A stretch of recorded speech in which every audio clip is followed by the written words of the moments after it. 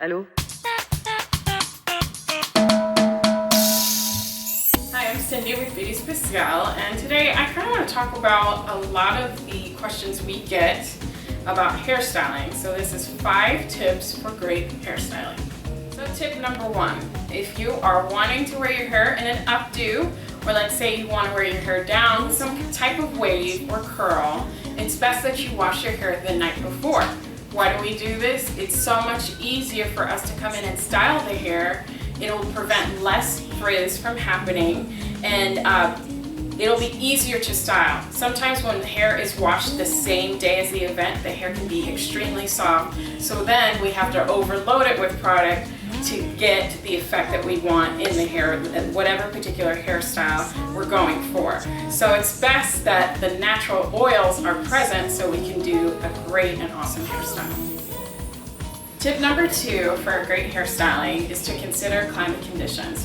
Why is that important? Because climate can determine what type of hair products we need to use for hairstyling, and climate conditions also determine what type of hairstyle we need.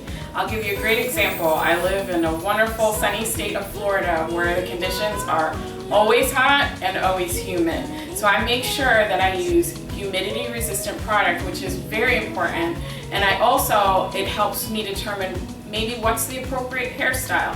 In the middle of July, wearing your hair down with curls is probably not the smartest thing to do. So I would always encourage my client to wear their hair up. So that way that hairstyle looks wonderful and looks polished throughout the day. Tip number 3 for great hairstyling.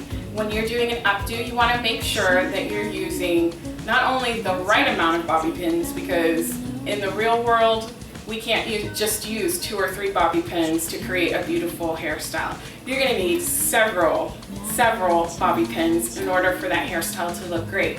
And a great way to secure it is by using a method that we like to call locking in, which is crisscrossing the bobby pins to stay in place so that hair isn't falling out and you look wonderful throughout the day or the evening. Tip number 4 for great hairstyling. I'd like to address curling your hair. Sometimes you don't know where to start. So I suggest to start from the back and do section by section. Make sure you have some clips with you, and you can take one section starting from the bottom and clip your hair up. And that way it gives you more control over the hair and allows you to have more defined curls when you're using the curling iron.